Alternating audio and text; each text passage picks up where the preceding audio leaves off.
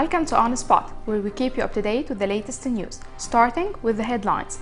Boston returns to normal after manhunt, and 14 bodies were found in Texas fertilizers plant blast. Pope Tawadros II will not give up application of law for khusus and cathedral attacks. The re-election of the Italian president Giorgio Napolitano.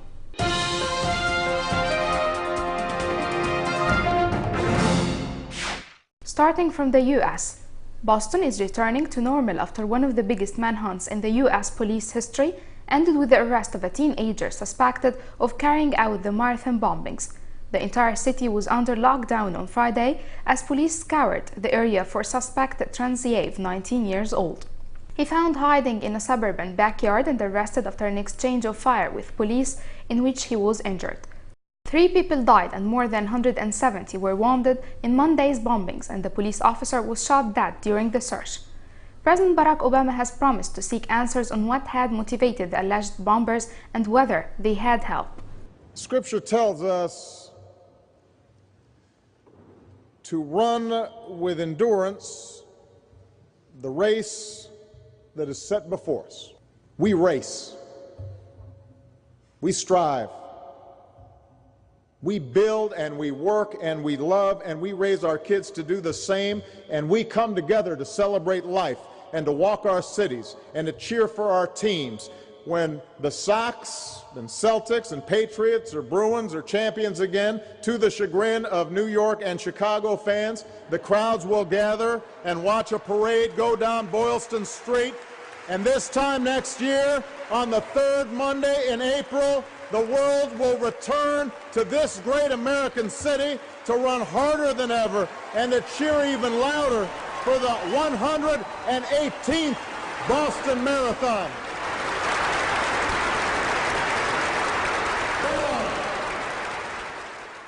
Another tragic accident happened in the US as the number of people killed in an explosion at a US fertilizer plant has risen from 12 to 14 after officials recovered 2 more bodies. The following report shows us more details about the accident. Another 200 people were reportedly hurt in the blast in the state of Texas. Texas U.S. Senator John Cornyn said some 60 people were thought to be still missing, but stressed the number was expected to come down as search and rescue efforts continued. Emergency service officials earlier said the explosion might have been caused by the chemical ammonia. The explosion devastated the West Fertilizer Company about 20 miles north of Waco in central Texas. First, we just saw a little bit of smoke. We didn't think too much of it. It wasn't enough smoke to be worried about it, but after a while, the smoke started turning black. There's a whole lot of more smoke was coming out. The cops started coming through saying everyone get out, so we just kind of went over to the intermediate school that was right next to it. About 7:30 tonight, I was in between Almont and Leroy, and heard sounded like thunder coming in, and so it's kind of early for the rain to start. Thought it wasn't coming in until tomorrow, but about 10 minutes later, my friend got a call, said they had a big explosion in West. Dozens of homes were leveled and other buildings, including a school and a nursing home, a few hundred meters from the plant, were badly damaged. Going to the Coptic Orthodox Church in Egypt, as His Holiness Pope Tawadros II said that he would not give up application of the law in dealing with attacks that targeting Copts in Khusus and in front of the cathedral.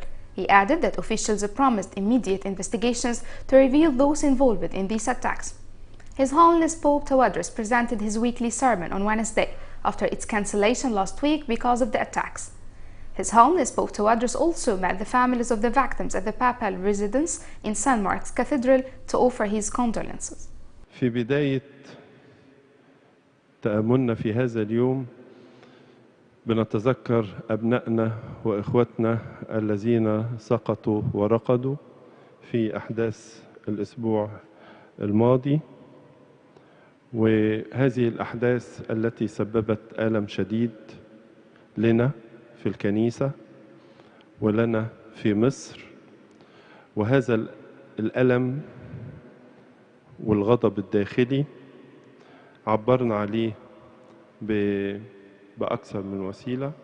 لذلك يا إخوتي الأحباء، في أمثال هذه الأحداث نتألم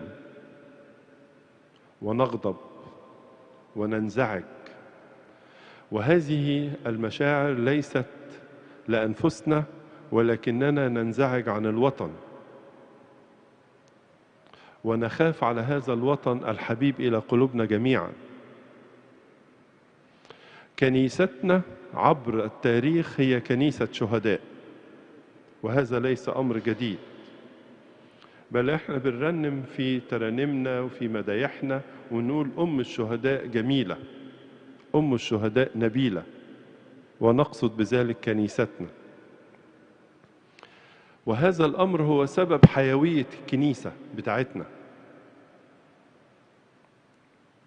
وإن هذه الكنيسة كنيسة قوية كأكبر كنيسة في الشرق، وهذه الكنيسة شاهدة لمسيحها وتحيا تخدم مجتمعها.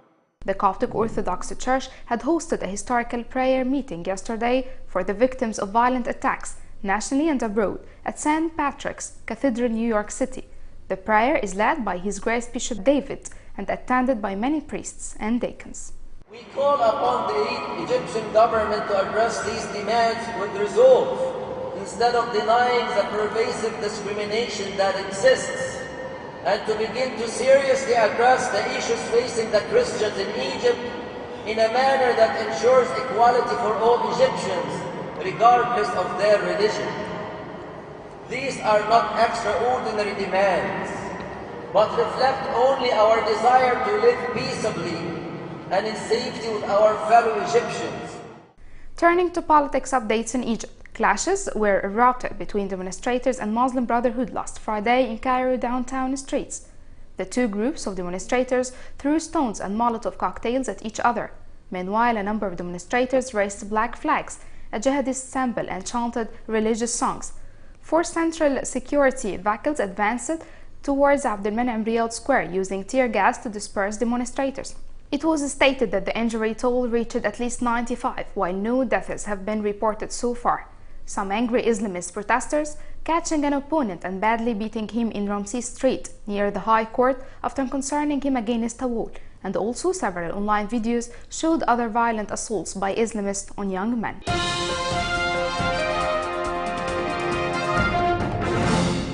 From Italy, the Italian President Giorgio Napolitano has been re-elected following a cross-party appeal to run for office again to resolve a growing political crisis. Mr. Napolitano, aged 87, secured the required 504 votes in parliament. Politicians had turned to the widely respected president after 5 rounds of voting failed to produce a successor. A caretaker government has been governing Italy following the February's inconclusive general elections. The political deadlock has compounded concern about the stability of Italy, whose economy, the third biggest in the Eurozone, is mired in recession. To Venezuela, Nicolas Maduro has been sworn in as Venezuelan president, succeeding the late Hugo Chavez, who died of cancer in March after governing for 14 years. Thousands gathered on the streets of Caracas to show their support for Mr. Maduro and to celebrate the independence. The ceremony follows a decision to audit votes cast in Sunday's election. Mr. Maduro was elected president ahead of opposition leader Henrique Capriles by 1.5% of the vote. Technology giants Google and Microsoft have both reported rising profits. Google's net profit climbed to $3.35 billion in the first 3 months of the year, up 16% from a year earlier, boosted by online advertising revenue. Microsoft said it made $6 billion in profit during the same period, a jump of more than 17% from a year ago. Its earnings, which beat market forecasts, came despite a lukewarm reception for Windows 8 and the decline in global PC sales during the period. Meanwhile, IBM reported a fall in first quarter profits and revenues after the technology services company failed to complete deals in time and was hit by a depreciation of the Japanese yen. Now, with some health issues. An analysis of obituaries in a U.S. newspaper suggests that having a glittering career in the public eye may come at the cost of a shorter life. It showed performance and sports stars tended to die a few years younger than people successful in other careers. The researchers acknowledged the study doesn't provide any conclusive answers, but said it asked interesting questions about the cost of fame. The date was published in QJM, an international journal of medicine. Researchers in Australia looked at 1,000 obituaries in the New York Times between 2009 and 2011. They showed that performers such as actors, singers, and musicians, as well as those who made a career in sport, died the youngest, at an average age of 77. Writers, composers, and artists died at 79. Those classed as academics, including historians and economists, survived until 82 on average, while those in business or politics made 83. San Mark Episcopate opened its first church in Hong Kong for Chinese Copts. The Coptic Church there started praying weekly liturgies and spiritual service. Finally, with an article from the New York Times Magazine about St. Mary and San Antonio's Coptic Orthodox Church in Queens, New York. The article mentioned the increased number of the Egyptians immigrated to the States after revolution through a refuge from the unrest political issues in Egypt and the prayers of the Coptic people in the church. We all pray for the peace of Egypt and all countries around the world. That's all for today. See you next week with the latest updates.